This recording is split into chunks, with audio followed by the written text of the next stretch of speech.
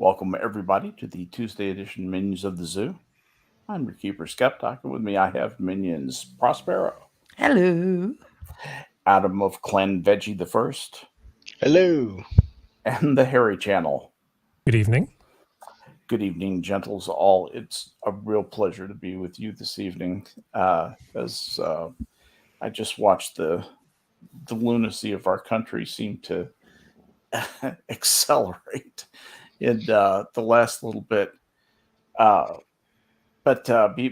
Before we discuss current events and things like that, let me start with Prospero. Prospero, how was your day? What have you been up to? Talk to us. Yeah. Moving some furniture around and rearranging some stuff. I caved into the notion that a TV on the upper floor might be a good idea. I got kind of tired of watching things on my phone and iPad. Yeah. Particularly football. I mean, I really am kind of lost to the Gladiators starting in August and going through February. So I surrendered to the notion, but I refuse to have it hung over the fireplace. That's an awkward and silly place to put a TV, in my opinion. Yeah, I'm with you. If somebody hung a TV over their fireplace, it's kind of weird.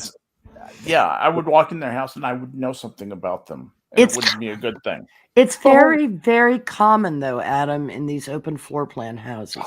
Well, hold on. Was it a thing at some point where everyone would just chill in front of a fireplace and that would be the focal point of it? Right. Yes.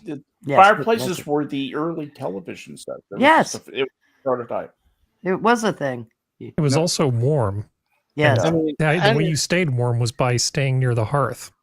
I understand. Of hearth and home. I understand that, but I would imagine that they wouldn't, just focus like right out around there, unless it was just like, I don't know. It just seems like campfire mentality. Well, maybe that's it, but I doubt it. As opposed to heating a home.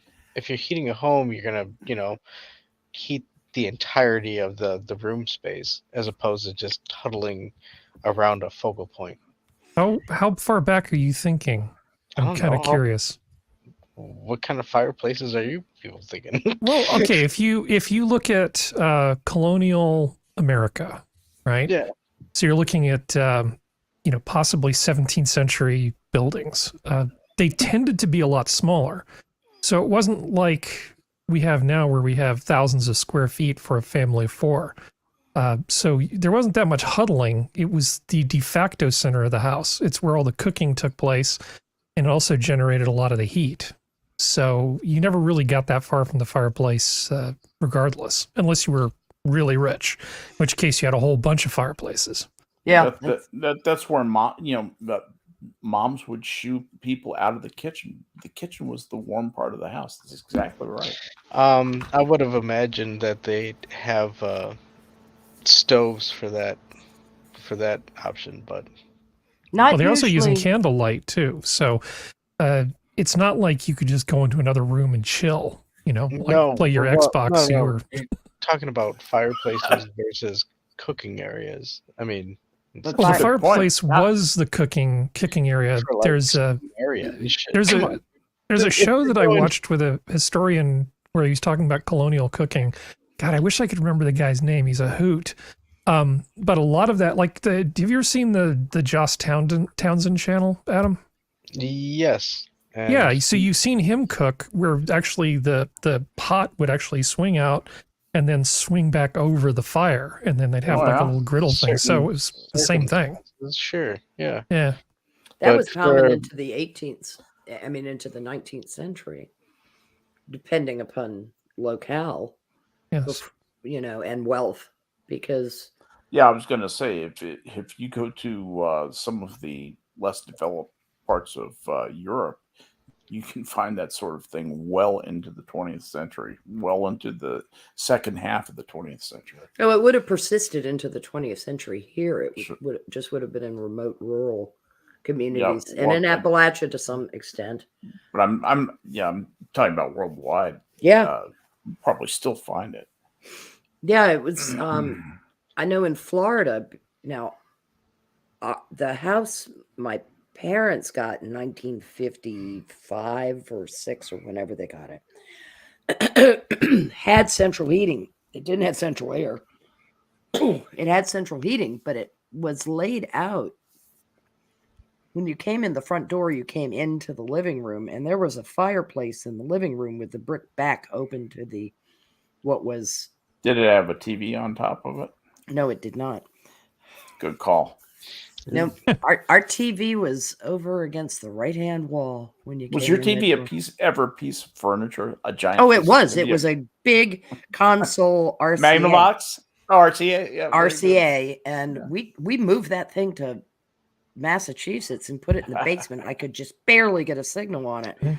But we had then we went to a portable black and white, and then when we got a color TV in 1973, and we were late to that dance for my family and friends kind of thing. But it was console, and that console lasted into it lasted into the 1990s as a functioning TV. Not the it did as the main one until it fritzed out. Did it have wood grain on it? Yes, it did. Faux wood grain. In the second case, real wood in the first case. I kind of like that aesthetic, though. The 50s style of like stereos, and Look nice. This is Harry's mid-century modern thing. The console bare leg, exposed leg, tapered with a metal ring, usually down around the bottom, and like it would be mahogany or cherry. And do you know how many times I played those Tom Lehrer records, the vinyl? I practically wore out. That was the year that was. Seriously, I changed the way that record sounds. I played times.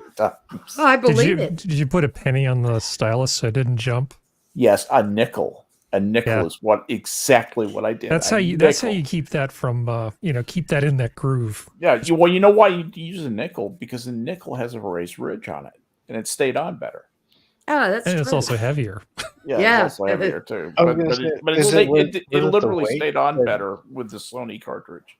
I remember when we got the new stereo, which was kind of sad because we had, again, an RCA Victor table stereo that had the speakers were in the side that you fanned out. I was going to say. And it had that squishy cloth on it where you could go dung, dung, dung, dung against the cloth against where the speakers were. Yeah. But because... you can see the cloth move when you turn the volume. Yeah, and you stacked your records, and you had the little disc thing that you put in for 45s. Nice. But Dad got a new stereo in the 70s, and that just became. What did he get? He got a component stereo. It was a turntable, amplifier, receiver. Maybe but he didn't get all the multiples. It was kind of all built in together with a tape machine, and that came to Richmond when they moved. I was the one. All that stuff, all those mechanical controls, that's all moved to software now. That's just amazing. But we still have our two turntables. Cree and I both. Is that an accurate statement, Harry? So what's the statement? The statement that the mechanical controls. Remember how amplifiers and so forth had lots and lots of controls on that's just migrated to software now. Depends.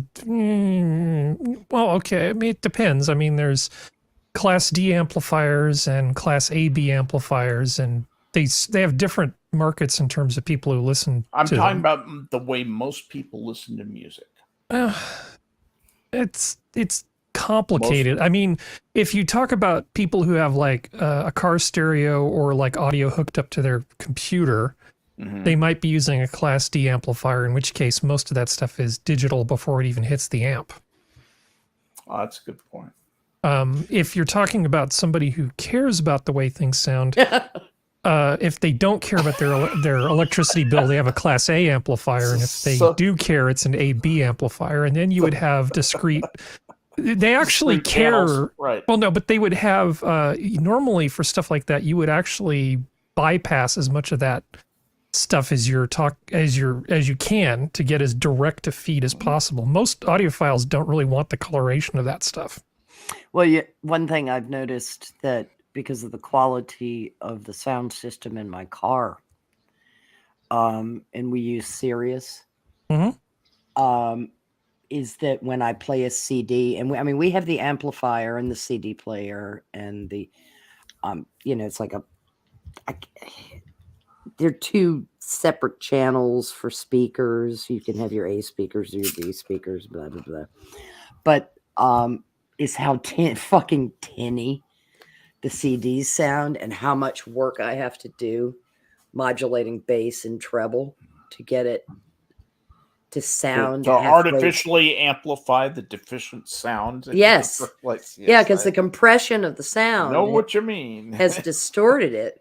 Because when we hooked up the system upstairs, the sound you have requested is not available. Yeah, that if you would like warmth to this tone, go elsewhere.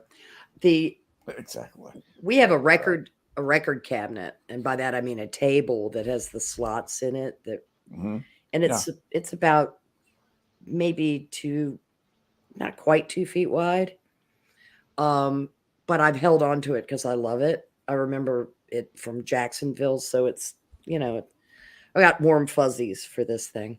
Sure. And we set up the stereo upstairs so we could listen to Christmas music. And then broke it all down because that's what the new TV is sitting on.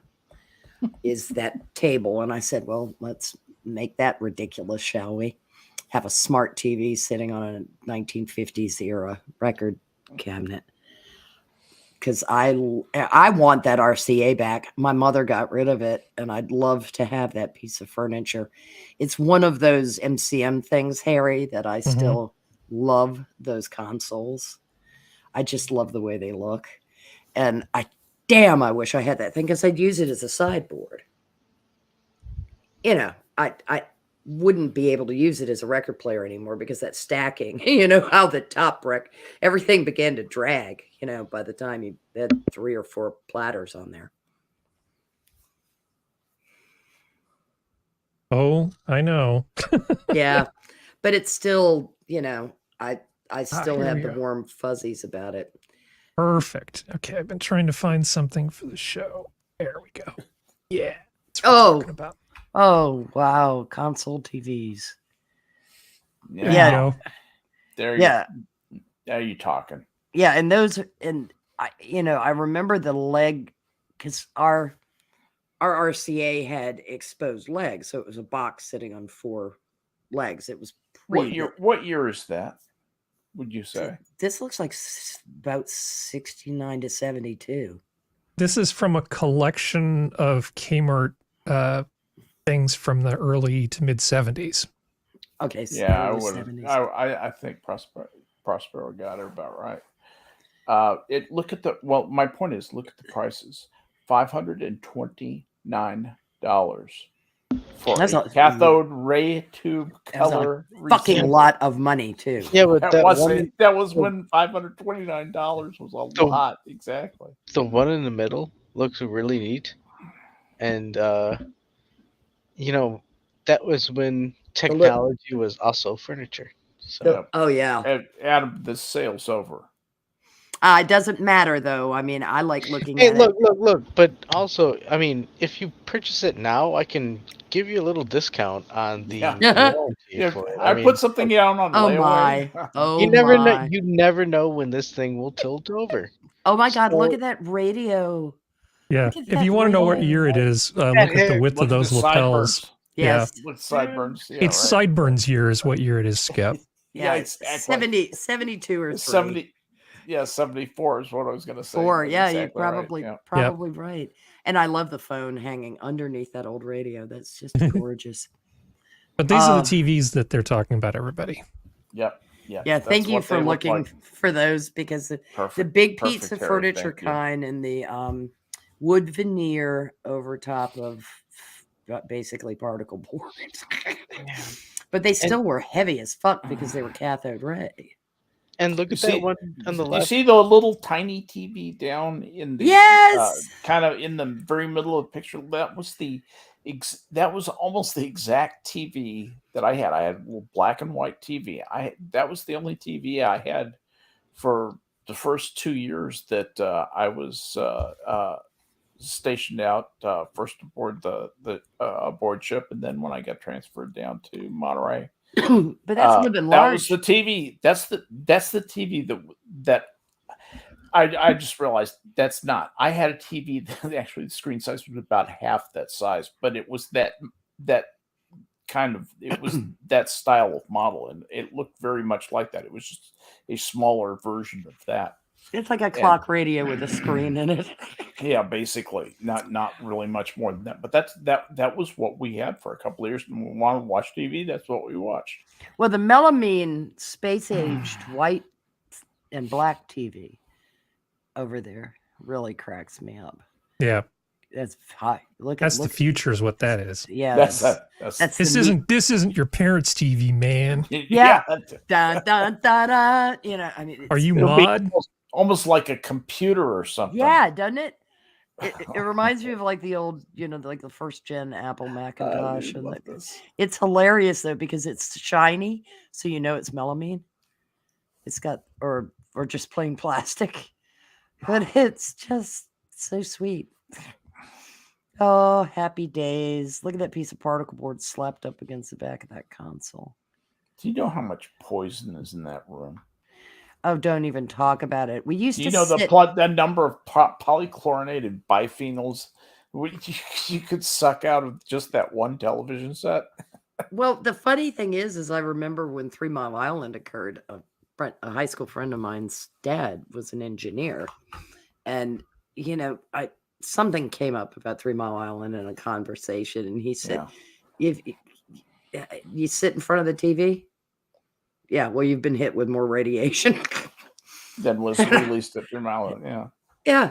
And I mean, basically, if you sat about 3 feet in front of the TV watching the cartoons in the afternoon when you got home from school, you were getting a pretty healthy dose there. Yeah, but that was beta rays, I as was opposed to debating isotopes. I was debating whether or not to say Yeah, it's the yeah. right kind of radiation. Yeah. But not I that said many no. people ingested that many isotopes, given how 3 Mile Island went down. 3 Mile Island was a nothing burger. Yeah, it was, because it kind of went poof, and some isotopes were released in the air you want and a they good flew across the disaster. Verrazano Bridge. So 3 people crossing the Verrazano Bridge got an isotope or 2. But Chernobyl, that was very they different. were doing it right, and I thought Mhm. that was going to be a record that stood. Japan said, "No, hold my beer." Hold my Fuki. Chernobyl was way Fukushima. worse than Fukushima. Yeah, it was. Fukushima was just a fuck mess because water and everything. I have a else. but to append to that. But and Yeah, it but. was it was for a variety of reasons. But the judgment of the Japanese to build that reactor in the first place and to not dismantle it and rebuild it somewhere else staggers the imagination that's a country where the kids, the best, the brightest, they hope to go to work in the government. That's the highest calling, in the whole country. It's the most noble, and it pays really well. They like their bureaucrats to be excellent and amazing at what they do. That is such a failure of planning on the part of a lot of the people. Japanese government. Yeah, but the Japanese government is where that probably should have fallen, and they've become very politically slimy too, or they've shown how politically slimy they always were, maybe. And nobody really took a lot of blame for that. But that wasn't my point is that was just such an amazing miss on their part to not know that they had something such a huge liability, such a potential disaster. It's amazing. What stunned me, actually, given other failures that had occurred in Japan and the reaction to them, there weren't any suicides. That actually stunned me Oh, because there had been you mean with respect to Fukushima? yes, that it, not just the why hadn't they shut it down and moved it? I think we'd have to say yet. How vulnerable. We got to keep up hope. Well, the Clintons weren't involved with Yeah, you're Fukushima. right. Yeah. But they weren't involved with point. some of the banking failures or other business failures that occurred that did cause them. But I mean, it wasn't commodities was just not shutting it down and moving it, but was having the spent fuel rods in an open bin where the water could, God, that was the thing. I was like, where, we supposedly have this global atomic energy commission kind of group that's supposed to run around and tell people whether their shit's safe. How did you miss that? No, they're just mostly there for show. They're mostly there to collect the payola and roll on out of town. Well, I have something to add to this, but we haven't gotten to Adam yet. Adam, Yeah. how are you doing, Haven't man? gotten past me. Talk to me, boy. Gotten to M to what? Guess what I've been doing? I've been filing the frets on my guitar. Ask me why. Don't you want to know why? Hold on. Because this part of the guitar first didn't sell question? for a long time. I'm confused. And what happens with guitars that don't sell for a long time is the necks dry out. When the necks dry out, the wood draws up and makes the ends of the frets stick out. So this new guitar I bought, which, I went and offered a ridiculously low price that I didn't think they would take, and they took, and the guitar needed a little work, so I took a whetstone, and I've been very carefully filing each fret end to get it to the perfect level. I thought you would appreciate that my luthiermanship.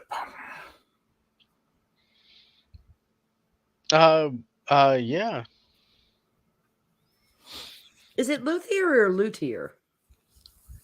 It's luthier since the Superman movie, because we like to think of ourselves as Lex Luthiers. Exactly. I was just curious whether that H was vocalized or not. Well, no, I don't actually know, but I'll tell you in a minute because I've got a magic thing. Oh my God, that is that Edam or Gouda, Harry? Do you know? I don't know. I just know that his and her micro TVs this was foreshadowing something. The balkanization of humans. Yep.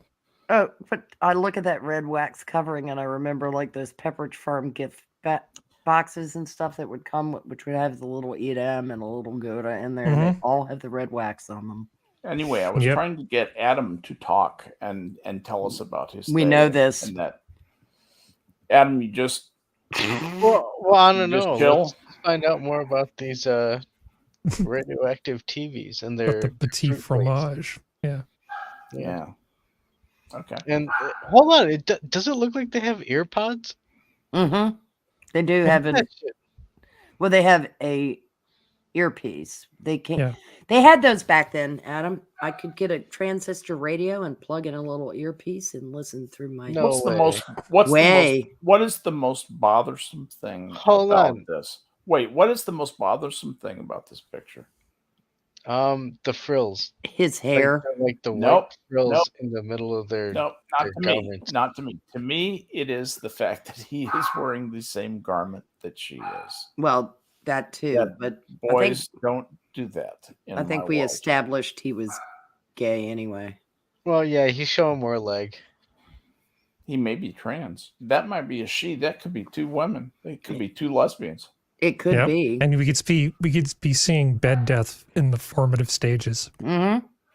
Oh, I think you might be seeing in its Really culmination. can't assume anymore. Hold on, are those olives or are those Grapes. grapes? Oh, what? No. Prosby. They're grapes. He's This wishing is- they were something else. Mm-hmm. I don't know. He's not very closeted, is he? No, he isn't. And that part is way too straight. Well, hold on, ready hold on, to go to bed. Because you don't have a bushel of olives because he's eating. Yeah, he's eating off of the Why? know. Who eats grapes like that? gay Who men. the fuck eats grapes like that? Gay men who dress like their wives and they're pretending they're not gay. Dionysus. I'm surprised there isn't a tiny dog between the two of them. Yeah, Crusty white dog. crusty white dog. Little Krusty. Krusty the white dog. Eating the cheese. Right, dog. So he's in the. Oh. Also, that Yeah. room is look at that bentwood rocker shoved Outside right of- over where his feet would go down. Outside of the Willy Wonka setup, it looks like they both are looking at typewriters. I know. But I will say, I was thinking about picking up a guitar again, Good. because it's keeps coming up in my mindset. So You So know I'm with you know how much I paid for this little Austin Telecaster ripoff? I paid $120 for it. ooh, I offered him $120, this $400 guitar. Sure.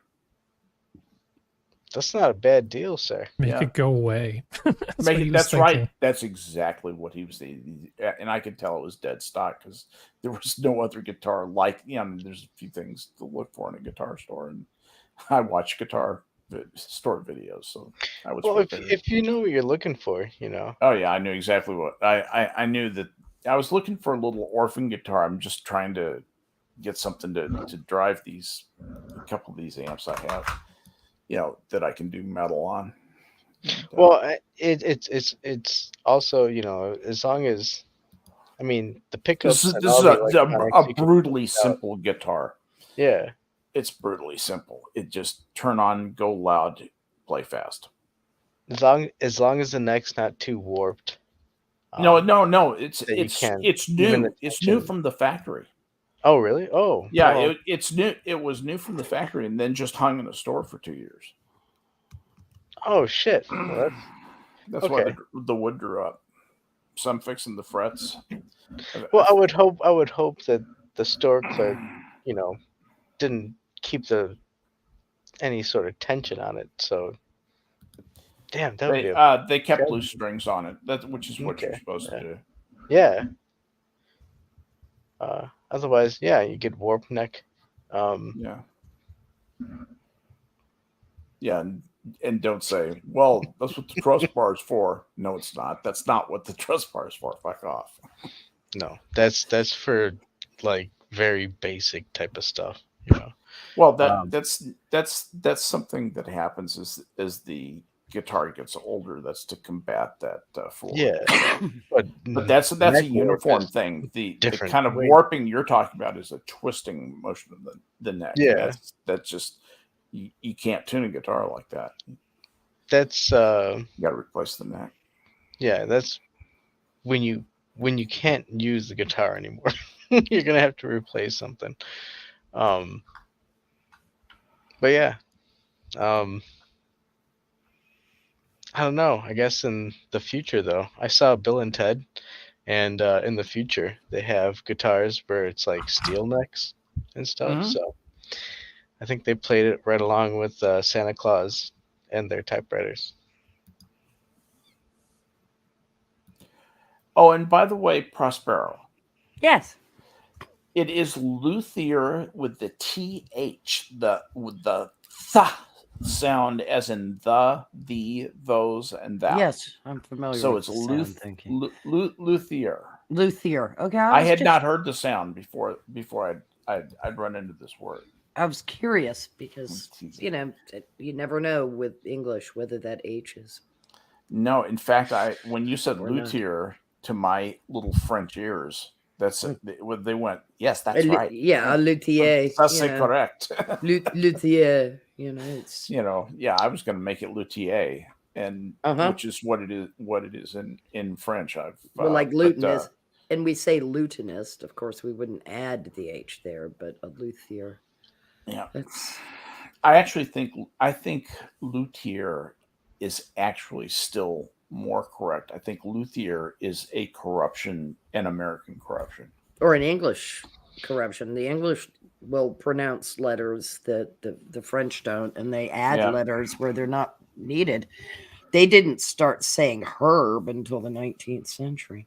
Oh God. They said herb instead. I and still say herb. so do I, because it's a because you respect the language. well, no, I was And just also that's because you've had how an my education. family spoke. Oh, you, Herbs and spices. We did, Herb. it's It a makes predominant pronunciation in the United States is herb. Well, the 70s when you had peaches and herb instead of peaches and herb. It's the Well, group. Peaches yes, and but his name herb. and Herb Albert and the Tijuana Brass.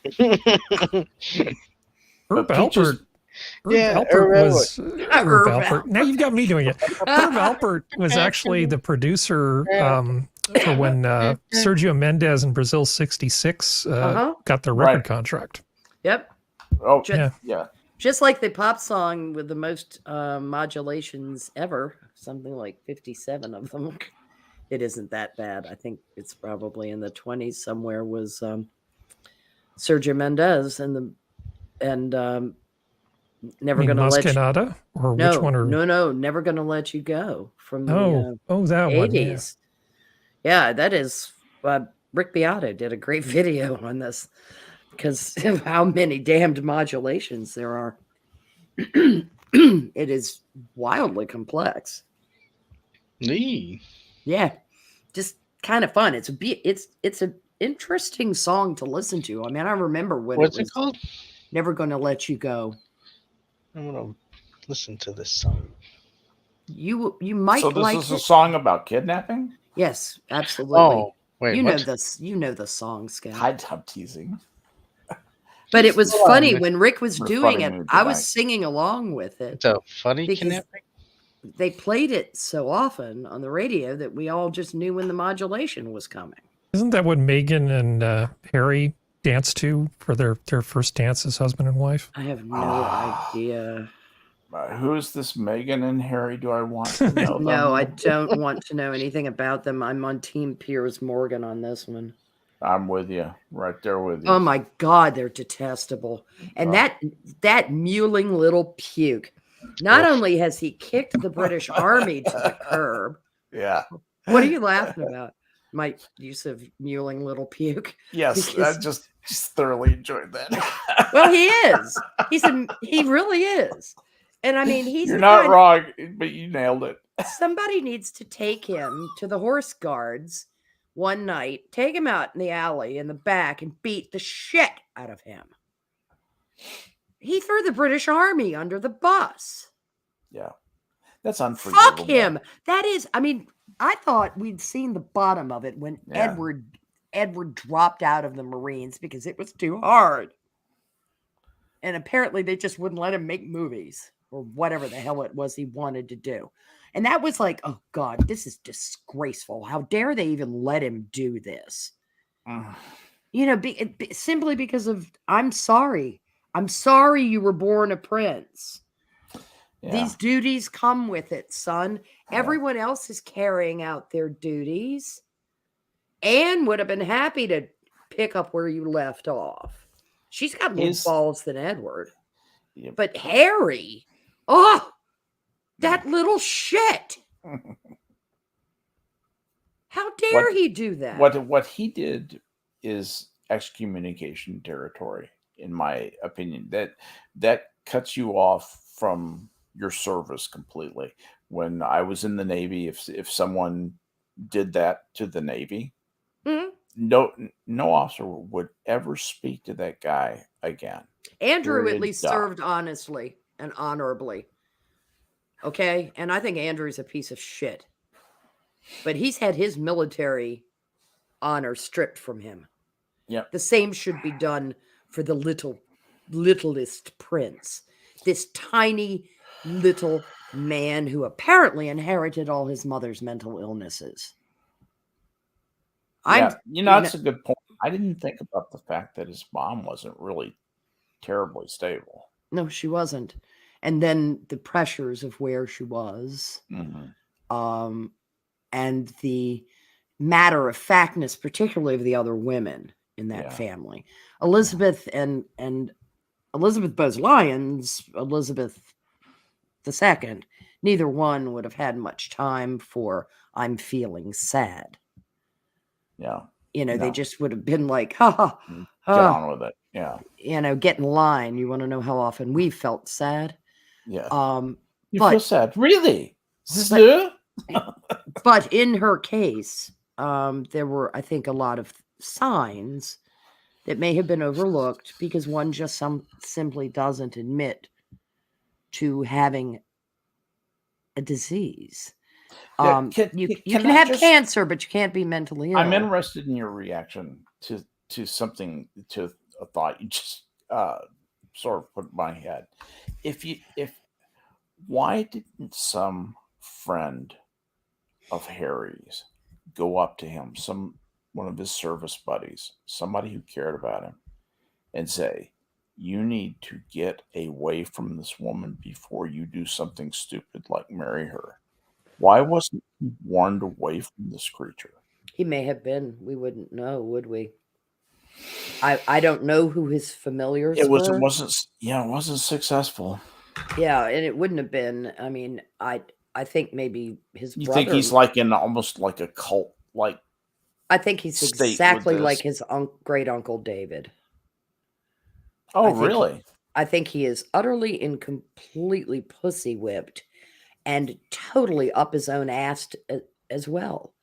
David was, what's interesting, this is what's sad about Edward VIII, or as he was known to his family, David. David, right. This was the guy who abdicated everybody. For Wallace Simpson. For Wallace Simpson, an American divorcee who was one of the most hideous people to walk the earth in the 20th century. And a perverse human being. Very perverse human being. Yes. Leave room for Yoko Ono in this conversation. Yeah, well, you're correct on that. All right. But I mean, she's a Yoko if there ever was one. Mm-hmm. Yes. Yeah. God, that's a great parallel. Yeah, it is. Wallace, Yoko, Meghan Markle. Yep. They're just all the same type. Meghan is probably somewhat closer to Amber Heard, I would imagine. I think there may be a degree of sociopathy to that woman that I'm just not sure. It could be that she's just merely stupid. You can be a sociopath and a psychopath. In fact, I think that's often the case. No, wait, or psychopathy develops in the absence of empathy. Maybe that nice little void is there, or you just have multiple layers. But I think Wallace Simpson was a sociopath. I don't know about Meghan. Meghan. I know about Amber. I heard it. I heard a tape. I only needed to hear one tape to go ding, ding, ding, ding. When you look at pictures of Wallace Simpson and you look into her eyes, there's nobody there. There's no soul there, is there? No, absolutely none. And you look in David's eyes, the older he got, and it was a it's haunted. It's haunted. Yes, I fucked everything up. Yes. And that didn't take very long. I know exactly. You're exactly right about that. He really did. He knew at the end that he'd fucked it. Yeah. There was an interview with the two of them. I can't recall who did it, but it was the Life or Match. It was terrible to watch it. Absolutely terrible. It was the Life magazine. That was it. Really awful. And the idea that cunt survived him is just aggravating beyond belief, and that anybody gave a shit when she breathed her last. At us. Yeah. Satan laughing at us. And, Americans had married royalty before Grace Kelly.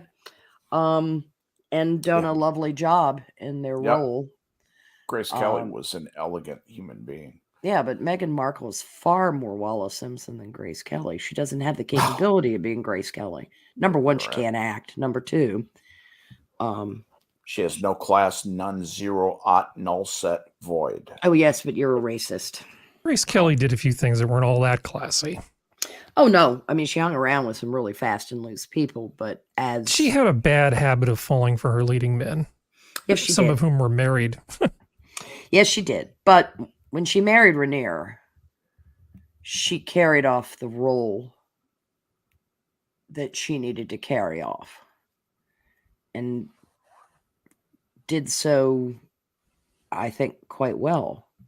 She did not pursue a career after she'd married.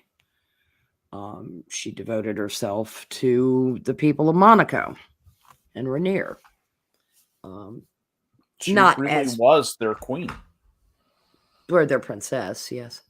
No, but I mean, she functioned as a Oh, queen. yeah. Yes, I know she was. And they were fond. They seemed Princess certainly Grace. to be fond of her.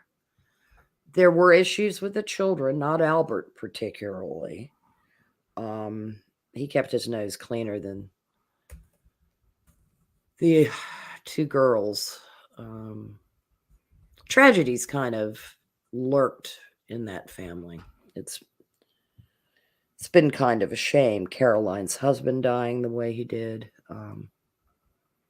Stephanie just struck me as a brat. Kind of like Harry, except nowhere near as disgusting as Harry. Mm. I mean, Harry is just a vulgar disappointment. I mean, he really is just. Oh, come on. Harry's kind of rough around the edges, but I think he's all right. Oh, He our runs a good show on Saturday. What do you like about him? He's talking about our Harry. Yeah. Oh, I like his quick-witted humor. I think it's fun. I like that too. I guess I should always preface this with former Prince Harry or whatever. I really did. Oh, God damn it. Red-headed steptard Harry. Yeah. Yeah, it's I tell you, apparently he's hoping that they can make bank on Charles telling them he doesn't want them anywhere near the coronation, because the doubling down and the tripling down of the stupidity that is coming out of that camp and coming out of the simps that stand for them all the time is just really Oh, good. Assassin has seen In the Heat of the Night. Great movie. Actually, probably Rod Steiger's best work. Didn't he get a nomination for In the Heat? Didn't they both get nominations for that? I think they may have. I know that Steiger did the Marty for the teleplay. Like Playhouse 90. But He did? yeah, he played Marty instead of Really? Borgnine. Borgnine did it in the movie. Because that's what I remember was Ernest Borgnine. Yeah, no, but there was a Playhouse 90 version of it, or Dick Powell Theater, or one of those. Oh, sure, of course. Yeah, Steiger had a tendency to be a little Brando new schooly. Yeah, Chew too much of the scenery. Right, he had one mode. But for In the Heat of the Night, they needed Rod Steiger. yeah, and That was perfect. And Poitier's more quiet, old school acting. Better. Yeah. I'm reminded of Marathon Man. It's why don't you try acting, my lad? Well, the thing about Poitier, I thought he was supposed to get he should have gotten the Oscar for Guess Who's Coming for Dinner, and they gave it to him Lilies of the Field, not because he was amazing in that, but because he had been amazing, before. That was one of the most cited payback Oscars that had we missed it, but at least it was deserved, and it wasn't just a tick a box. Yeah, he did Oscar caliber work in Lilies of the Field, but riveting performance, absolute stands up today. You can watch Guess Who's Coming to Dinner, and except for the period references, that stands up completely today. I like To Sir with Love too. Oh, That's I do what I too. liked. Yeah, I like Lulu singing the theme. Yeah, I've got that in one of my rotations. Those schoolgirl days. It's a pretty song too. It is. It's an interesting song, actually. It's wistful and hopeful at the same time. I love that aspect of it. Yeah, that is a very interesting movie because it's kind of a little quiet and intimate movie in It's- many ways. It's but there's- just the hint of a little bit of you know, maturing on the part of young Yes. women, and Yes. a lot of that has to do with forming their attitudes about their attraction to men and Mhm. male. It very sensitively portrays that. Yes. That is really a fine movie. It's a an sweet film. underrated movie. It is. It's a sweet. It's not super deep, but it's just nice. Yeah. It's just, you don't. I agree with you. The movie doesn't end and you don't go, oh my God, I have diabetes. And it doesn't end and you go, well, that was just silly.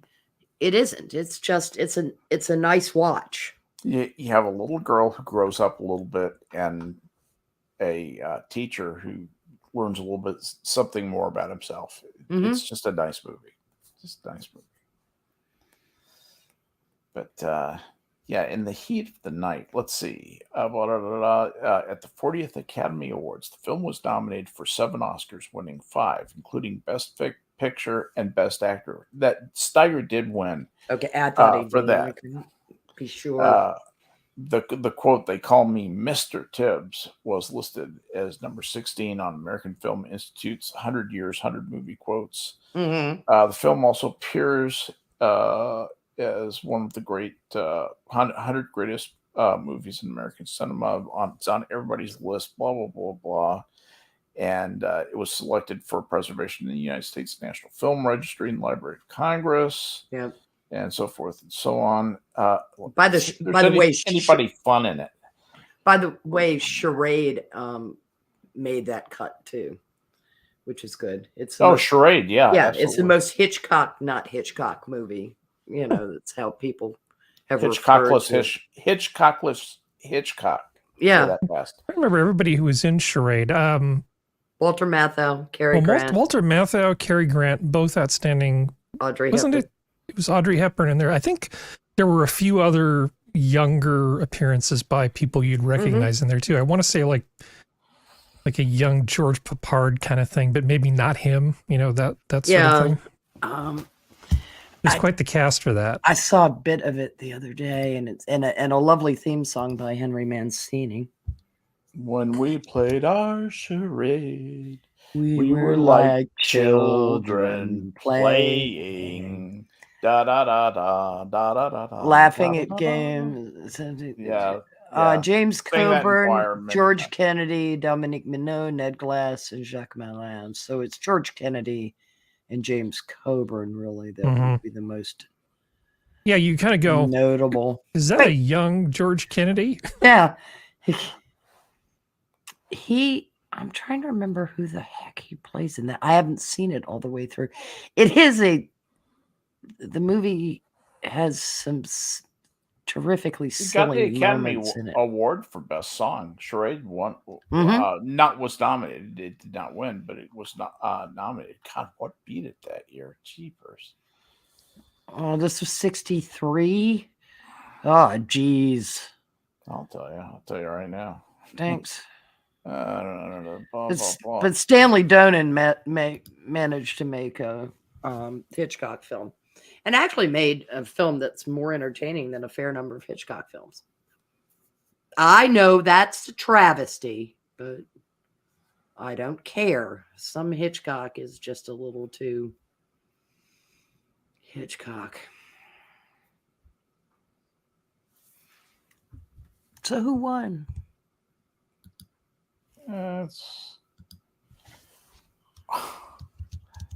Hang on. There has to be a better list than that. Let's see. 1963 Best Song Oscar was won by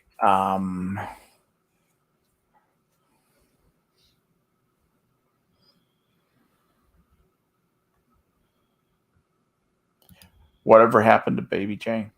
Oh, you're shitting me. Shit, you're not.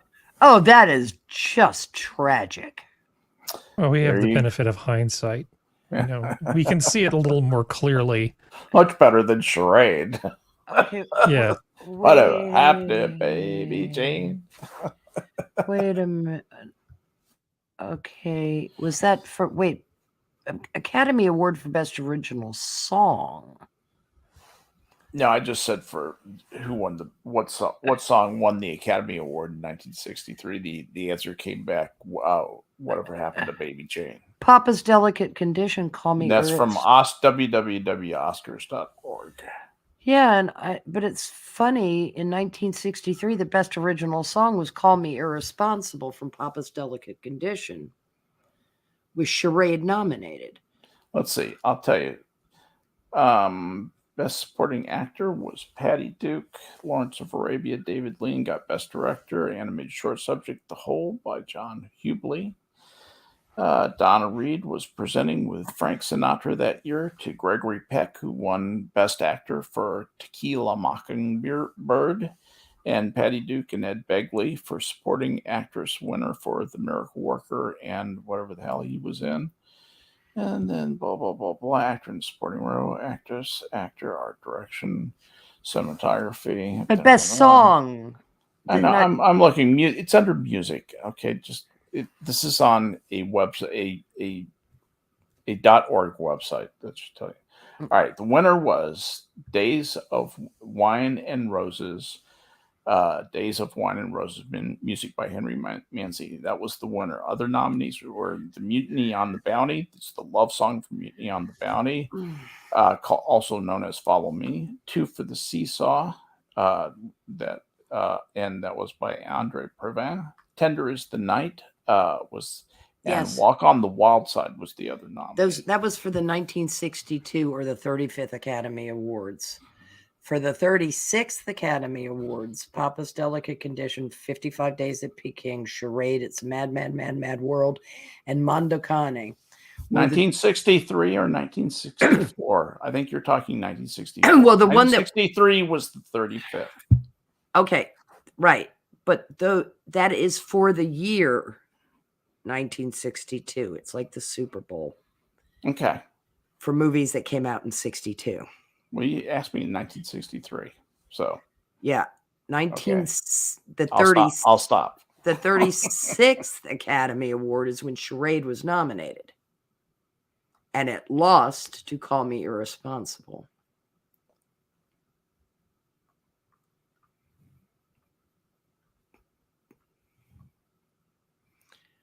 It could be the score of Whatever Happened to Baby Jane that won. But for best song, it was Call Me Irresponsible.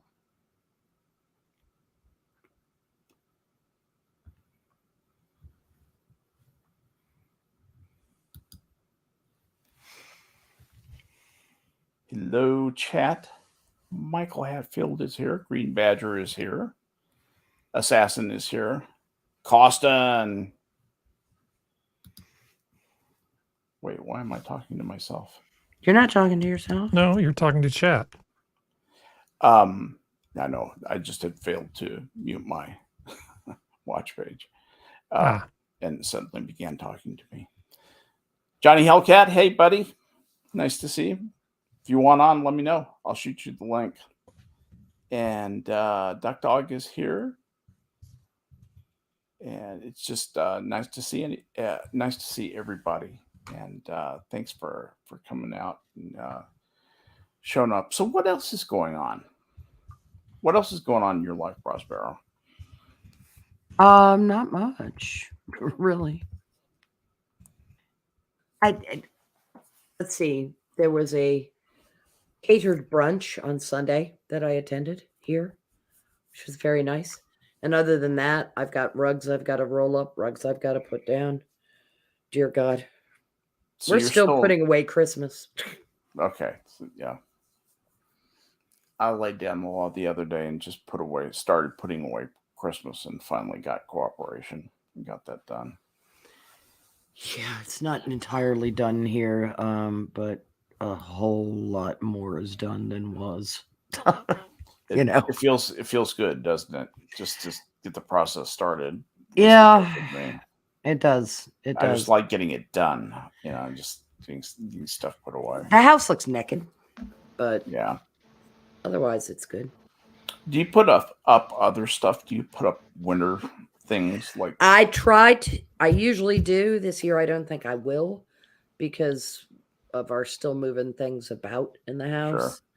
But yeah, I have a collection of like snowmen and some candle holders that are snowflakey and non Christmas but winter kind of decor.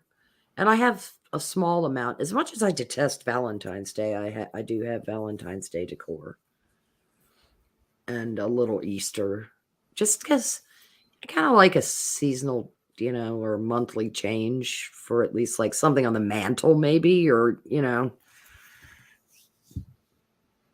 piece of stained glass in a window or whatever. Yeah.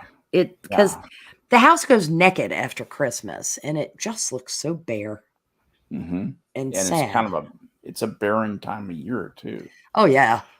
I mean, it's grim. And your trees lose their leaves. Yes, they do, but that has afforded us something quite lovely. The back of our house faces south. Okay. So which is a good thing. Yes, because with the sun at the low angle, it warms the screen porch pretty nicely. So it might be 50 in the shade, and it will feel like 65 back on the porch. Well, hooray! Yeah, somebody was thinking when they designed that. Life's little pleasures. We got lucky. We picked the right lot. Yeah. That where the front of the house faces north, the back of the house, well, slightly northwest, slightly southeast, but suffice it to say, there's a benefit in winter, at least in that regard. Yeah. But otherwise, it's, how cloudy it can be, having lived in Virginia, in winter, it just seems like then the clouds will leave right at sunset as kind of like a psychic fuck you. Yes. Lol, here I am. Bye. And it's like, God damn it, why did you even bother? Does that cloud look like a finger to you? Yeah. I mean, it's that kind of thing. And, the wind's coming out of the northwest. Fuck you, Canada. It's like, take your weather back. Yeah. But it has significantly warmed up from what we had at Christmas. We had pretty damn, I can't say this in front of Adam with a straight face, actually. We had cold weather for Virginia at Christmas. Really? Well, 20s for us as highs is cold. Chicago is funny because you get so many cold days in a row, and then weirdly, back me up, Adam. Tell me if I'm telling the truth. Tell everybody if I'm telling the truth. In the middle of winter, and I mean in like January 18th, you'll get 3 days where it's 60 degrees, or 2 days where it's 60 degrees, and then it goes back to hideous winter for the entire rest of the winter. Chicago's weather is strange in a way that is different from the strangeness I found in so many other places. Not that every place is unique, but I've never found a place that just takes like a couple of days of completely different weather, of radically different weather, and it stays consistently that way for a couple of days, and then it vanishes. Yeah, no. This past weekend, it does it almost every year. I look for it. I actually keep an eye on Chicago weather just so I can see that. Well, yeah, that's what I mean. It's kind of it also goes. Can you guys hear me? Yes, I can. Oh, okay. No, yeah. This past week, it went from really freezing weather to like today. It felt like kind of like spring. It's weird.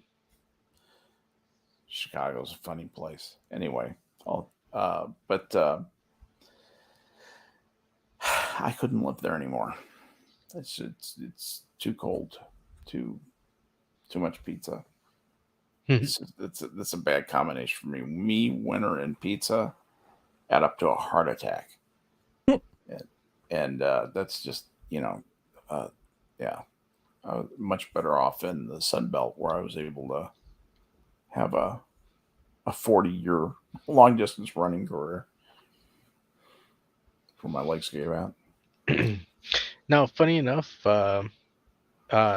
my job was actually looking at sending somebody from our unit to place out in Arizona to work to try and help them up, because they've been bogged down with a whole bunch of inventory to work through. So they were looking at the people and they're like, hey, what about Adam? And I'm like, no, I really don't have anything going on out here in Illinois anymore. So I don't know. I mean, it's only going to be for like a couple of weeks, but maybe I'll find a place out there in Arizona. Never been, so. You're going to like Arizona. I hear it's very dry. Oh, yeah. Especially the humor.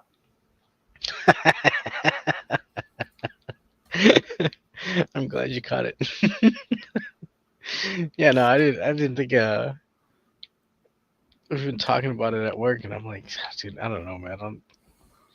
I don't know if I want to go out there. It'd be fun for the few weeks, I guess, but I really don't like heat. I think I'm too used to the Midwestern type of climate. If you don't like heat, Arizona may not be the best place. Yeah. To go. Maybe winter in Arizona. Yeah, winter in Arizona or nighttime in Arizona. That's the best time to fly to the sun, is at night. Well, yeah. So you can surprise it, sneak up on it because go before dark. It gets too hot. Yeah. Yeah, exactly. Before it gets too hot. Yeah, I kind of like the opposite. Oh, I like like greenery and trees and lakes and water and like please don't send me to Arizona. But at the same end, it's like it does make the most sense, because a lot of the people that I work with, they all have families and kids, and it's like, hey, you don't have any of those things, so. Ugh. Ball and chain, huh? So your special reward is you get to go to Arizona and try to move merchandise. Yeah. Well, no, just get the production up in shape. But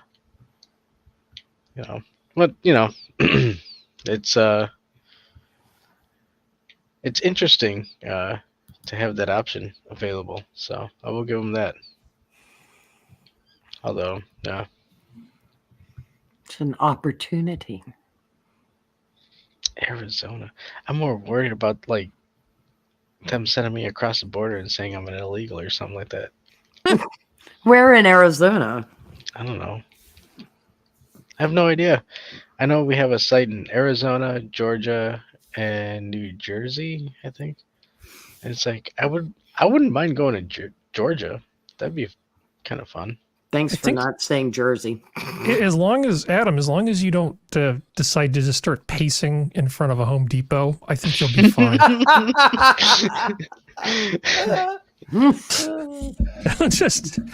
just round you up. Oh God. Well, I mean, I think the biggest dead giveaway would be when, as soon as somebody starts speaking to me in Spanish, I'd be like, what? Huh?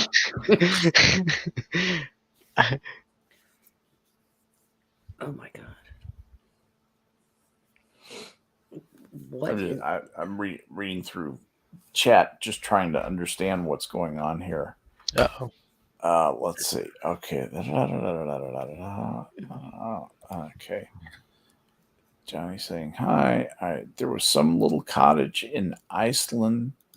I think the owners built essentially a greenhouse around. Okay. Nice. Cool. Good Green practice Badger. for Mars. Green Badger greenhouse. Basically, just put a big glass dome over it, and like it's basically like being on Mars. Well, Harry, I wanted to ask you this. Yeah.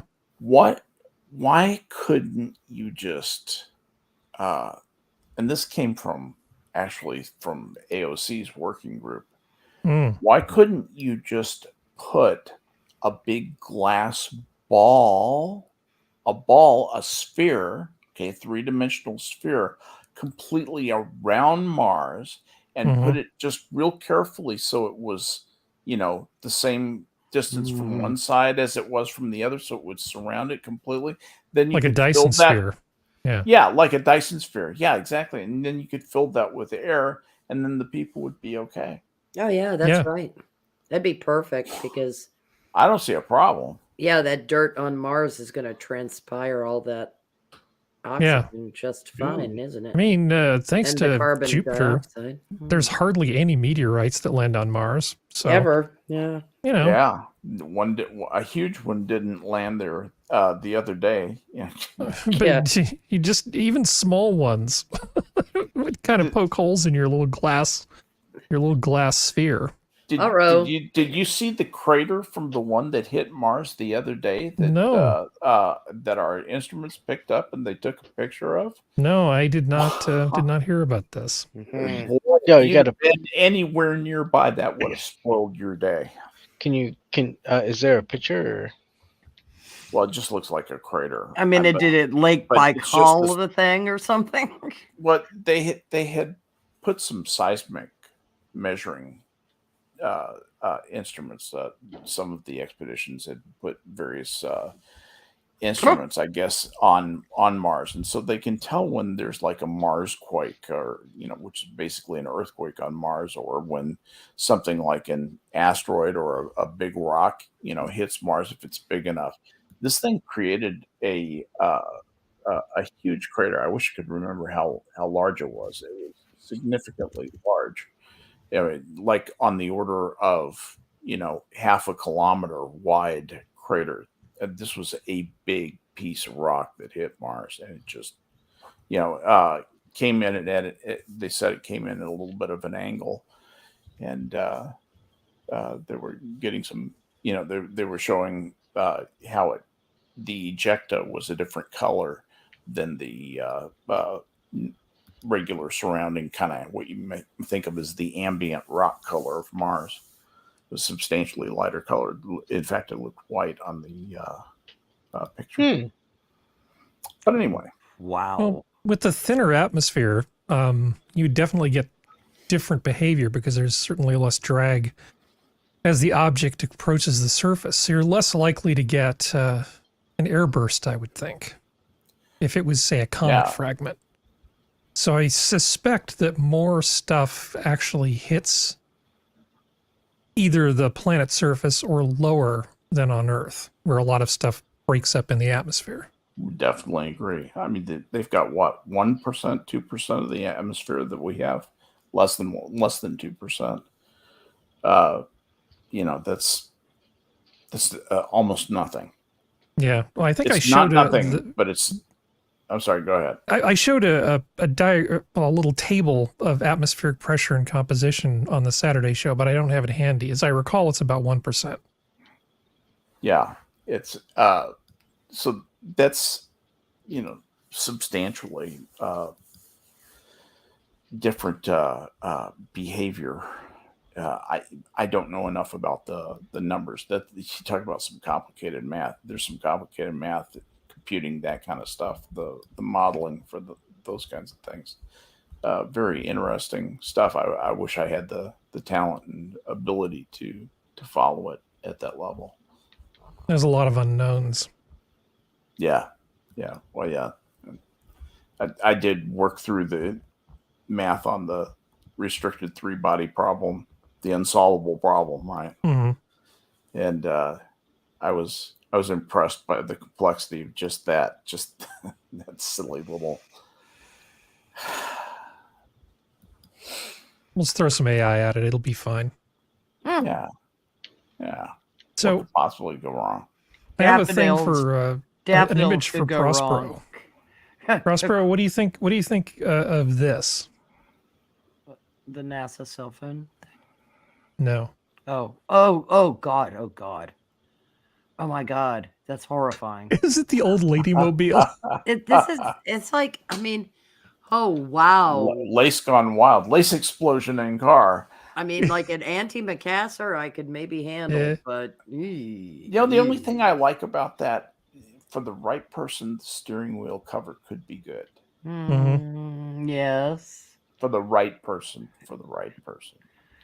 I actually like the pattern of the tatting on the driver's seat better than I do the passenger seat. When you say the tatting, to what are you referring? Tatting lace or macrame or whatever this is. It looks like it might be crochet. I can't tell. No. But it looks like lace. Okay. Oh, you better not ask me about tatting because I know nothing. I have heard of the feminine arts. No, I have heard my wife talk about this, and I don't know what it. Tatting is a technique for handcrafting a particularly durable lace from a series of knots and loops. Tatting can be used to make lace edging, as well as dollies, collars, accessories such as earrings, necklaces, and other decorative pieces. It can also be used in the construction of nuclear reactors. Okay. Good stuff. So that is tatting. Nice. Okay, that was good. I needed.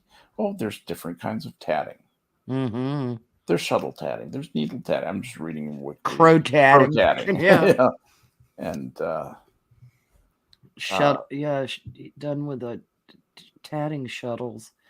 So it's okay.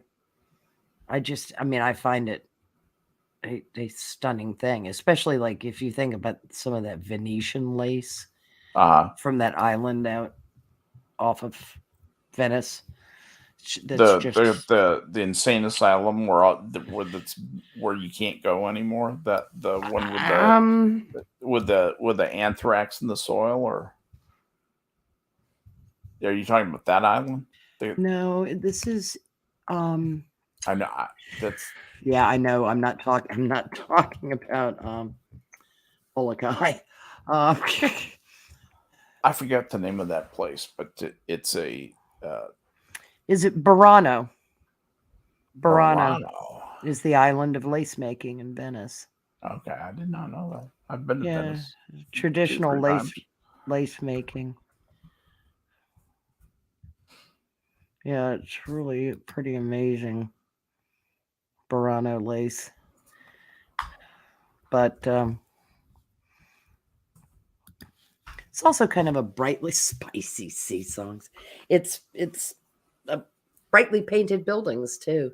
I'm looking at pictures of your Burano lace. It does look like that. It really does look like that. Huh.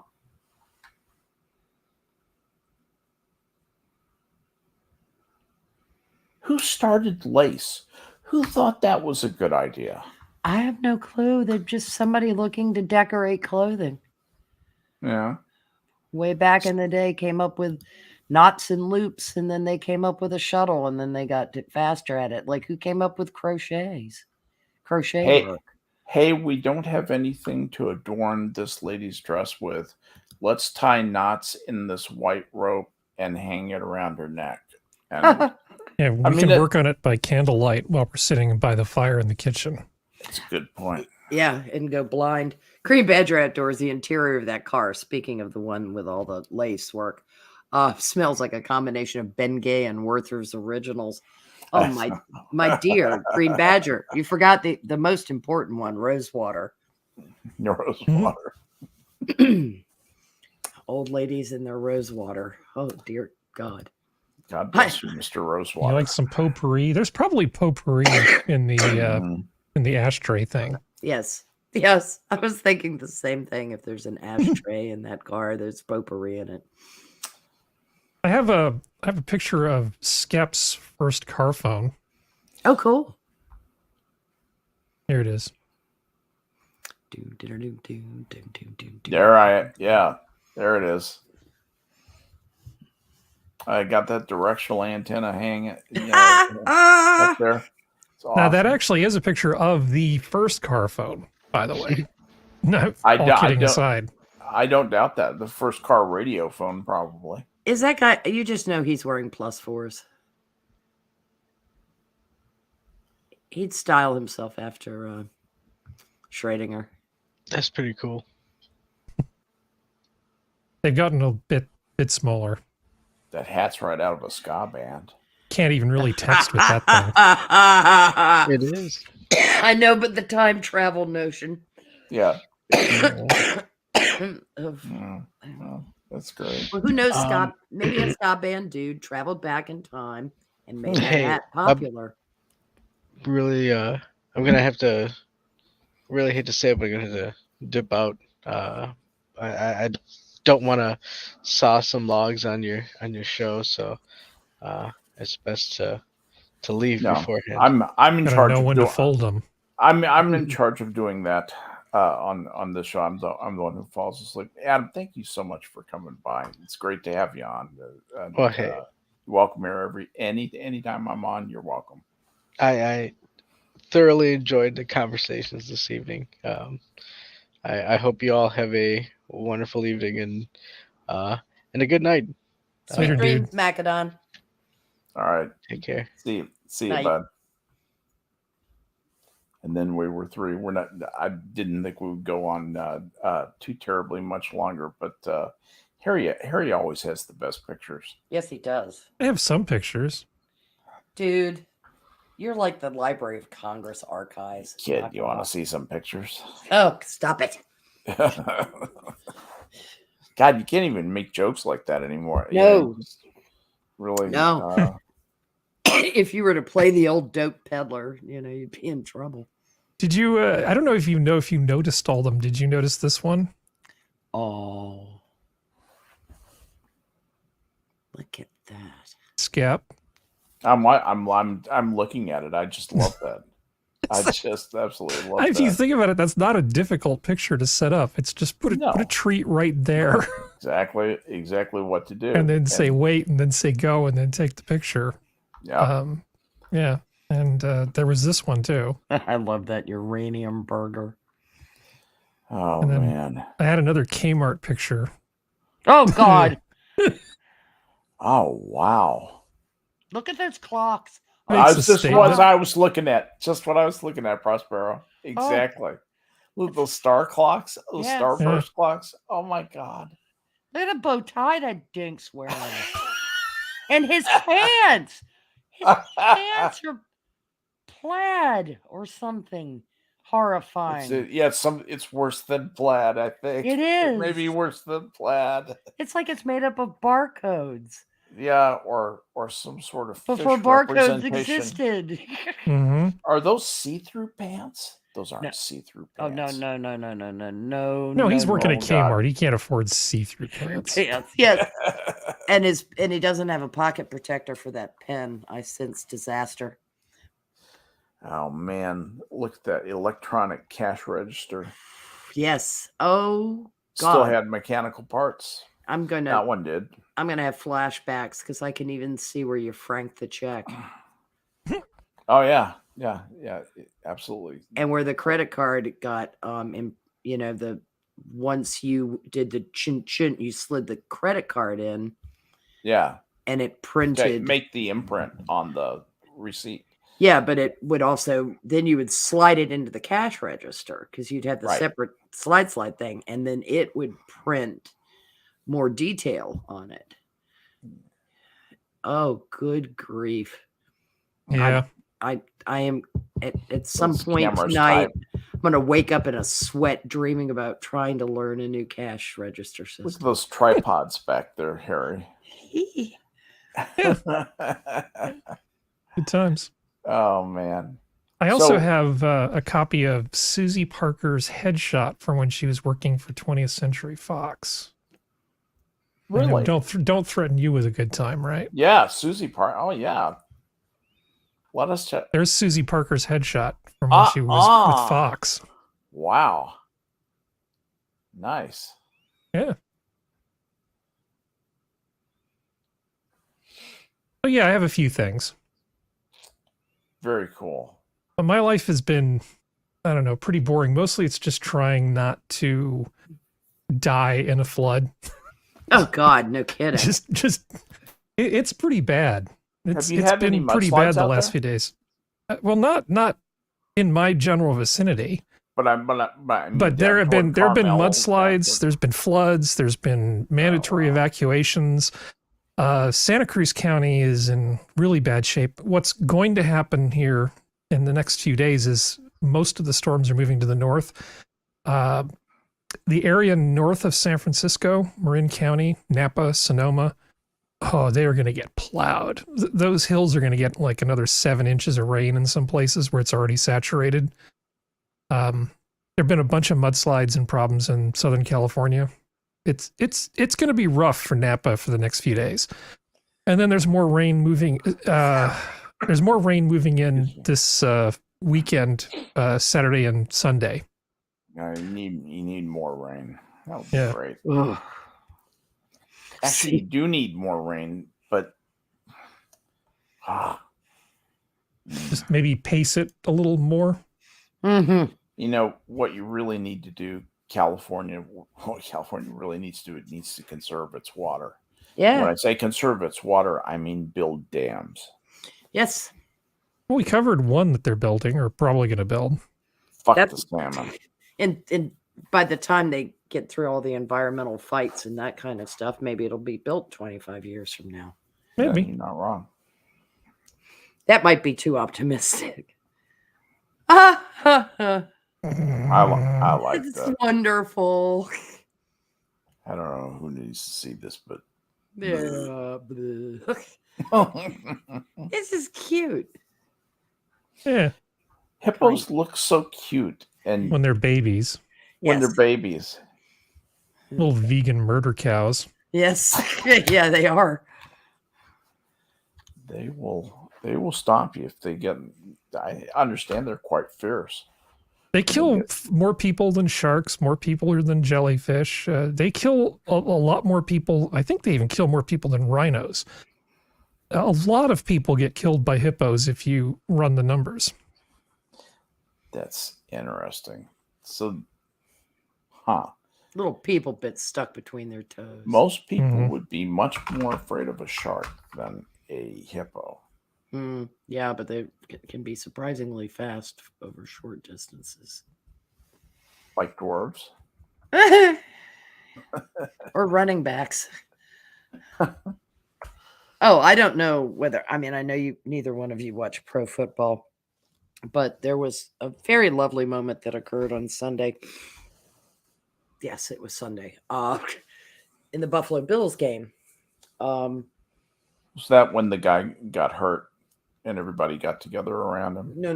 That was Monday week ago was when Damar Hamlin basically I did hear about the guy getting hurt. getting hurt, basically dropped dead on the field. That's just normal. That's the thing that happens. It is. He was released from the Cincinnati hospital and sent back to Buffalo, where they put him in the hospital again because after flying and being out of doctor's care for a few hours, the doctors in Cincinnati, wanted him checked into the hospital in Buffalo.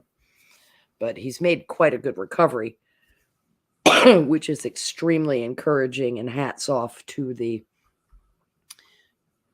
people on the field and the ambulance crew for all they did for Damar. Not to mention all the donations that were made to his toy fund. that If they he's can't find any damage in him, do you think he should go back and go back to playing? Would you advise him to go back to playing if you were giving him advice? it would be entirely based on how likely he felt that he was going to be struck in the chest at that one instant required to be struck in the chest for commotio cordis to occur.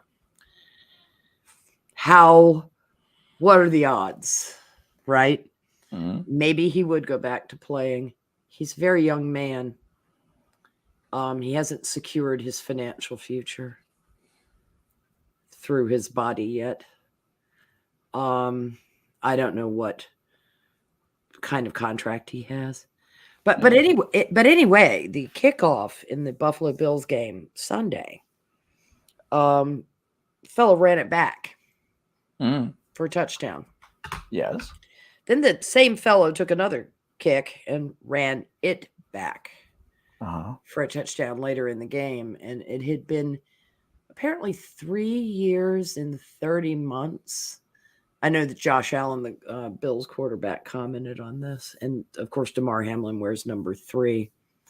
So there was a lot of woo about this. But it was really kind of cool to see the Bills pop off like that. Yeah. In that game. And I was very glad that they won. And Damar Hamlin had FaceTimed him. But, yeah, he was released from the hospital yesterday. Flew back to Buffalo, which is a relief. If you're the Bills, do you let him play?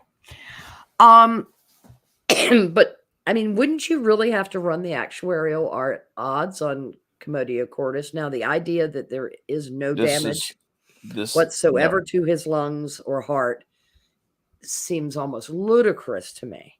That he could resume normal life seems perfectly acceptable, but the life at that kind of tier of athletics, I don't know, because I don't know what his chart says. I don't know what his neuros look like, or whether there was any muscle damage. I'll bet he goes back. I think he does. I think he'll just be economically forced to, unless they have something that says this is just something you can't even, there's just too much of a chance of something equally bad or even worse happening if you continue to subject you. I'm sorry, go ahead. I just can't. I don't think you could support that statistically. Support what?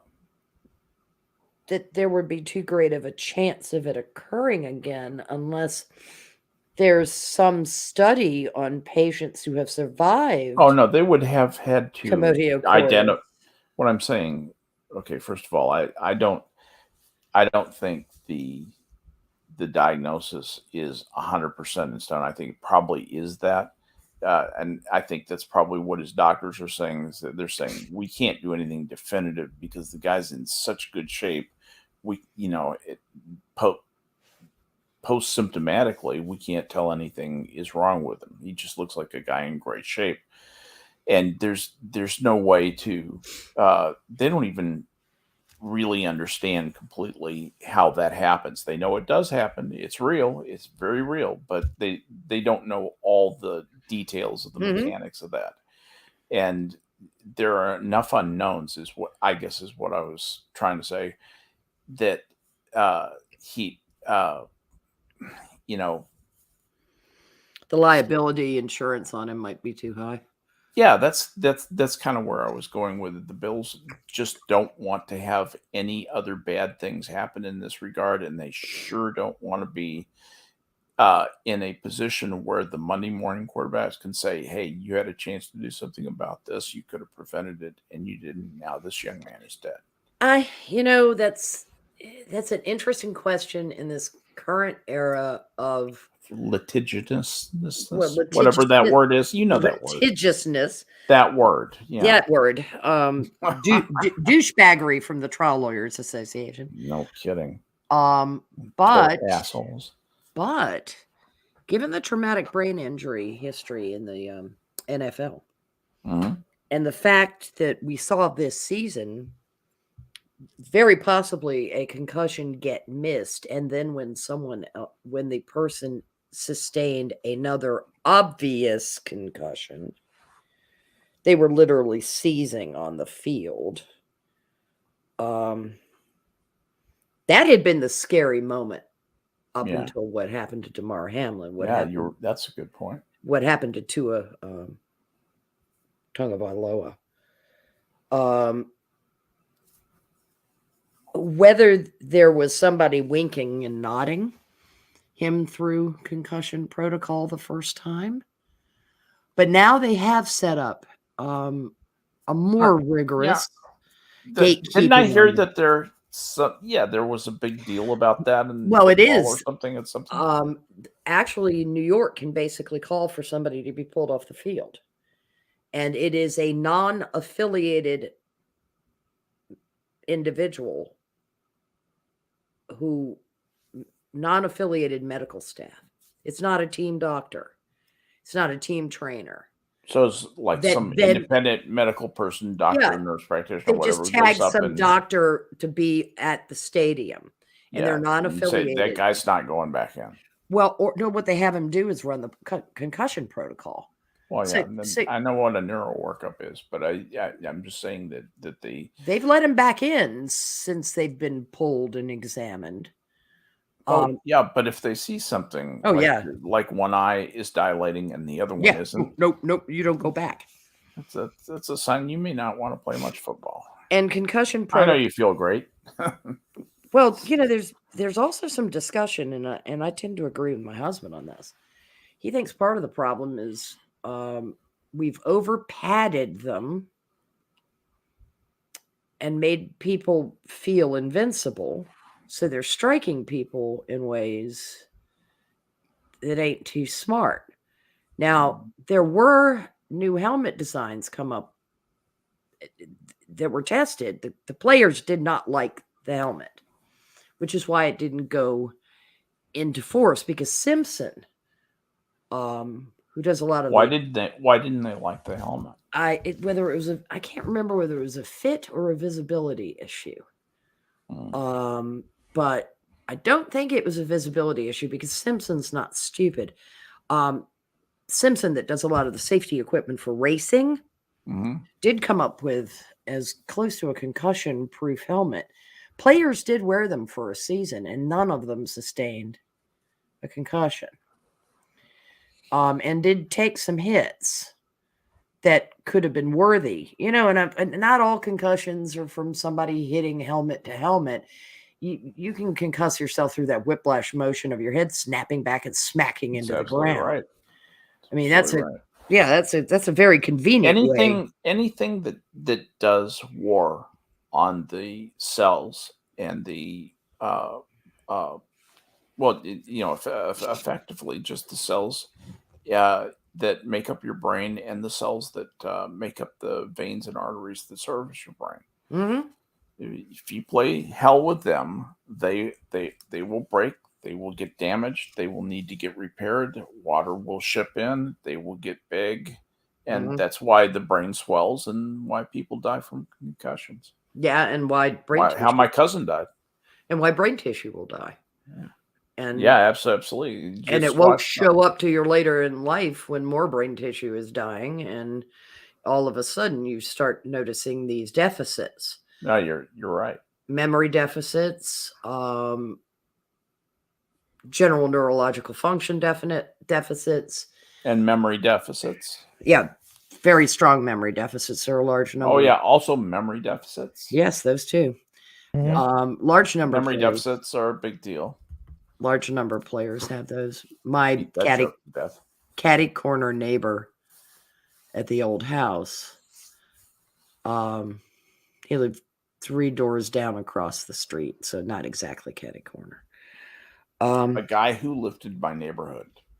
Yes, a man who lived in my neighborhood played for the Atlanta Falcons. And he put a bolt in his heart because he had the I can't remember what the initials are, CTEB or something. It is the trauma that has been showing up. Junior Seau killed himself. A number of players have done themselves in. Ray, as well as Junior Seau, shot themselves in the heart because it preserves the brain intact. So the brain can be studied for the damage that was done. It's a big deal. Oh yeah, It's a very big deal. And I remember Junior Seau. That was he was Ray really died talented not guy.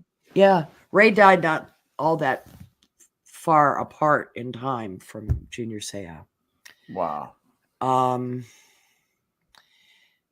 He seemed like a sweet guy. I didn't know him very well. I had known his mother because she had lived in that house, and very personable, but he Yeah. didn't make a lot of sense when he talked to you. Yeah. And he had episodes where he was very aware of what was going on, and episodes, of course, where he did not know what was going on. And it was really kind of tragic. I mean, I know his widow did win a portion of the settlement that the NFL paid out for these guys. I know Brett Favre has some deficits. Troy Aikman has done pretty well, but he retired after his 4th concussion. He chose that as the I'm done. Yeah. He was about one hit away from being severely damaged, I think. Mhm. I think he was really vulnerable when he quit, don't you think? I think he was very prone to concussion for some reason. And some people are. Their neck musculature isn't as strong, or their neck is slightly longer, which means your head will whiplash a little bit more easily. Or When you have a smaller and more mobile offensive line, I remember. yes, you get sacked a little more often, and yeah, and that's kind of where he was for a long yeah, time. and he had years of playing in front of him had he chosen. You're absolutely right. Yeah. He chose very wisely, and actually, he and Joe Buck were the guys covering the game when Damar Hamlin was struck and collapsed on the field. Yeah. And I'll give ESPN did a really nice job with their coverage as best they could, because everybody was in limbo for a very long period of time, not knowing whether the game was going to be canceled, what was going on, this, that, and the other. And there were a lot. It was the quietest stadium I've ever heard. Yeah. And you're talking about Damar Hamlin, yeah. And it was I was impressed. And we welcome Jenna to the broadcast. Go ahead. Hi, sorry I'm late. Sorry, Prospero, go ahead. And hats off to the Bengals fans and to Cincinnati, to the Bengals as an organization for how well they comported themselves during that. We see a lot of assholery in sports, and it's always very, very nice to not see assholery. Did you know that a bunch of the fans, Bengal and the Bill fans that had flew in, went to the hospital and did vigil? Yes. I thought that was amazing for them to come together like that. It was. It really was a horrible thing to happen, but it brought people together. Yeah, and also that toy fund, I brought it up last week, Skep. It's over $1 million. It's over 8 million. 8 million? What? Yes. This is what happened. Wait, tell me how this happened. Okay, this fella set up this toy fund. It was $2,500. His ask for it was $2,500. It was for McKeesport, Pennsylvania, where he's from. He set this up. I mean, he had set up this toy fund before he was drafted for the NFL. All right. So he has this GoFundMe for $2,500 sitting out there, and people found out about it. And by God, did they dumped money into that some bitches. And $8 million was the last thing I saw. I may be incorrect. I know it cleared 5, but I'm pretty sure I saw 8 million this weekend. And isn't that splendid? Because think of the number of children, needy children in this country that are going to benefit from that. Because this young man had set this up before he was ever drafted to play in pro sports. So couldn't happen to a nicer guy. I think that's pretty. I think that's pretty damn special. It is. Sometimes the universe works the way it's supposed to. Yeah, and I mean, apparently Bill Belichick called up all the guys on the Pats to see how they were doing, seeing this, because it was so shocking and breathtakingly frightening. It's a very Belichick thing to do. Yeah, Belichick's a really interesting guy. Yeah, really interesting guy. He's capable. He's capable of overthinking things, but I think he's very smart. Yep, and he live trolls the press better than anybody I've ever seen in post-game conference. Can I just tell you that it's at 8.6 million? Thank you. That's quite 8.6. Isn't that wonderful, though? Are you kidding me? And as for Belichick, I have a T-shirt that says angry, happy, agitated. There's about 16 different adjectives. Those are adjectives, right? Yes, they are. Yes. Woohoo! And yes, I'm proud of myself for that. It just Bill's deadpan face. It's the same face. Yeah, it is. It's one of my favorite. Happy shirts. face, agitated face, angry face, sad face. It's the same face. Yeah. Yeah, he's like a grumpy cat of human beings. Grumpy cat. But what I love about Belichick is we all know he can smile. We all know he can get angry. I mean, if you've watched football long enough, you have seen facial expressions on Bill's face. But I absolutely love watching the coach's press conference with him. Simply because after all these years, there's no fucks to give. After all these years, people keep asking him questions that they know they're going to get no answer to. The game was played. There are things we need to work on. We're thinking about next week. Yes. If I were lucky enough to land in one of those rooms, I'd say, you planning on wearing blue or gray next week, Bill? You know, people have done that. I would just be like, how you doing? Hope the fam's well. Rock His on. son is the defensive coach. What? His son is? Steven, yeah. Oh, I didn't know he was. I found out something interesting. We got a second generation of NFL refs named Hockley. Ed retired, and his son is now a ref. That's cool. Yeah, I mean, it's a name I've heard I'd heard for years with Ed Hockley. And I'd love to be a ref. no, you wouldn't. Yes, I would. No, you wouldn't. Trust me. Flag this. You're an idiot that. Nope. No, you'd like it in rugby because you can just throw them off the field. Oh, the thin bin. I've got a little something I'll share with you a little bit. I got into being a softball ump and got into it in a serious way. Eventually became one of the umpires for the basically the whole Pacific Coast softball organization is broken up into regions, into districts, and I was the coordinating umpire for the 12th Naval District and senior umpire and all this other stuff. And I got to call a lot of games. I was fascinated by it, but I'll tell you, umpiring, reffing, it's a different way of thinking. You really have to train yourself to watch for what that situation calls for. I think it's actually much easier for in in baseball, and maybe because baseball is so familiar to me. I mean, I was very serious about baseball for all the way through high school, and uh,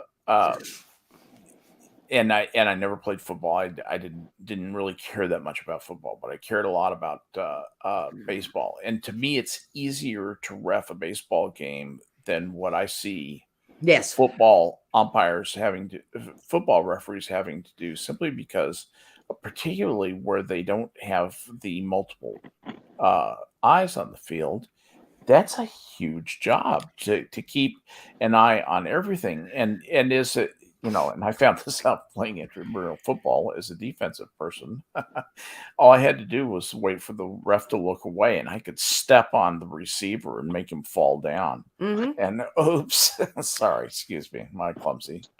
Well, I mean, now they have the backfield judge, the line judge. But you've got a fair number of eyes, but you still don't have full coverage. And in baseball / softball, you don't have the same number of moving parts on the field. There are not 22 people in motion. Nowhere near. It's much more focused. There's no such thing as an illegal little area. Yeah, there's no such thing as an illegal shift of the outfield. You're not having to count to see if they're just 9 Actually, guys. there is in baseball. Yeah, you cannot use the wall. You cannot use the wall to elevate yourself permanently. You can use it temporarily to get a jump, but you cannot use it. You cannot stand on the wall and play from there. And that's been tried. Oh, I know that you can call fouls, so to speak, against the outfield, but I meant there's no illegal shift. I'm just teasing right? you. You can't say, I'm sorry, but the second baseman was in motion when the pitcher was winding up. That doesn't happen. George Will, in his book Bunts, sells that as the reason that baseball is better than football. Baseball has fewer rules because it needs fewer rules. Baseball changes its rules less often than football because it is a more elegant, more mature, more refined game. I would argue back against George Will that in fact baseball is a much smaller game in terms of events to watch in the course of the game. Baseball is a thin game compared to the richness of football. There's a lot going on, as you pointed out. Richness of football or the precision or hockey, where there's so many moving parts and so much going on at all times. And it's the different skill sets that are involved. Will didn't have an appreciation for the skill sets of football, or he wouldn't have been so dismissive of it. I also appreciate the skill sets. He was playing a little bit. That's George Will being playful. He actually does understand football very well and understands that it's a complicated game. He likes to do this playful my team, your team thing, which I do too. He's also an effete twat. Well, I'm kind of that too. I don't. I'm a nattering nabob of negativism. Yes, but you're not effete. I'm not an effete snob. No. I'm just a regular one. No, you're not part of the effete core of impudent snobs. Effete core of impudent snobs. That's good. Yeah. That was Spiro Agnew. Yeah, well, that's the nattering nabobs of negativism. For those of you who are just completely at sea with this conversation that Prospero and I are having, the old folks are having. We're talking about Richard Nixon's old vice president, Spiro Agnew, former governor of Maryland. Former governor of Maryland, and I remember the. Everybody thought that this guy Finan was going to win, and suddenly Agnew came from nowhere and won the election in Maryland. I remember that. Finan, Birch, Goldstein, Finan, Birch, Goldstein, both for Finan. Nobody thought this guy Agnew had a prayer, and he just absolutely wiped the floor with him. God, he was funny. Oh, Jesus! Oh yeah, yeah. He was corrupt, a real as character. most Maryland politicians are, but funny. I mean, an effete core of it. He referred to the press both as nattering nabobs of negativism and an effete core of impudent snobs. But anyway, do you know why he won?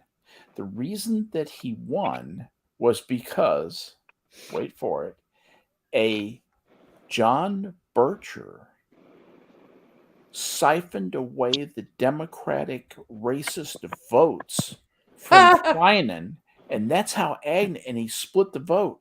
He Ross Perot, this guy Finan, and that's how Agnew became governor of Maryland. That really is what happened. Yeah, that's Michael funny. Mahoney. Yeah, that's pretty funny. Hashtag not all John Birchers were racist. Thank you. Yeah, too many. I was watching the elections back in 1966. Yeah, that was before my 67. Curiosity was truly piqued about politics. That occurred for me with Watergate. And I watched the machinations and I listened to the manipulations. And how did you feel after Watergate? How did you feel about Nixon? And I felt sorry for Nixon, to tell you the truth, and I still do. I don't like seeing someone succumb to paranoia, and I don't like seeing someone who is that capable of an individual have such incredible lack of confidence that it becomes so small. That they become that small. Yeah. Yeah. I still find Bob Woodward is tolerable.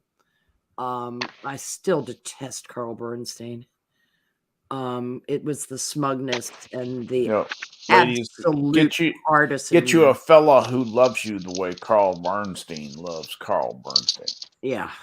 That and he gave his wife crabs. Nixon is an interesting author. Crabs are yummy. What's that, Harry? Crabs, Jenna. I was saying Nixon is an interesting author. Mm-hmm. I have read, I think I've read, what was it, Statesman and Statecraft, and then there was another one of his books.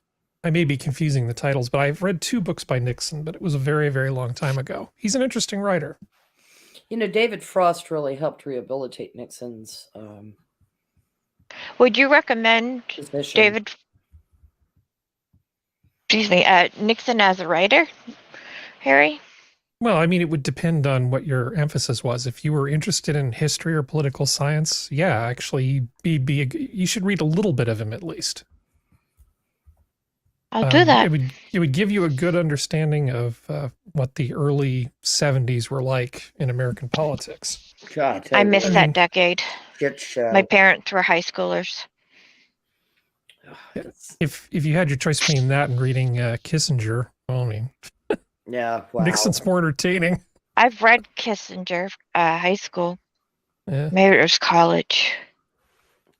All I remember is, you know, I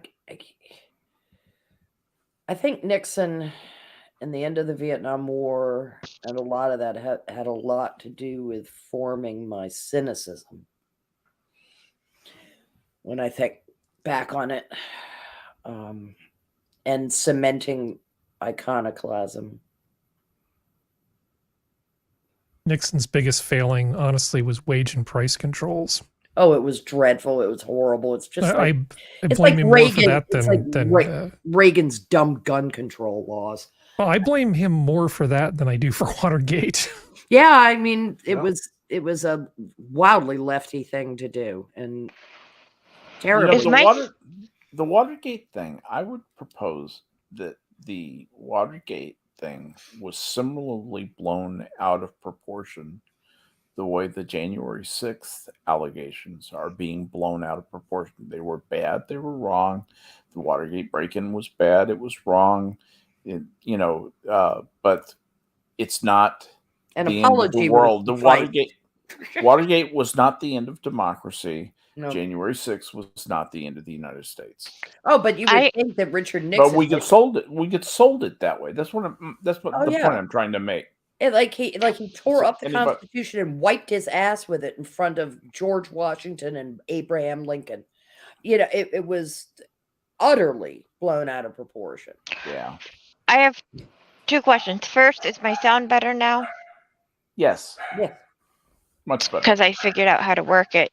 Good for Second, you. Barking So dogs, for everybody water- take a drink. for Watergate, I need to look more into it. I remember learning about it, but how does that have to do with people breaking into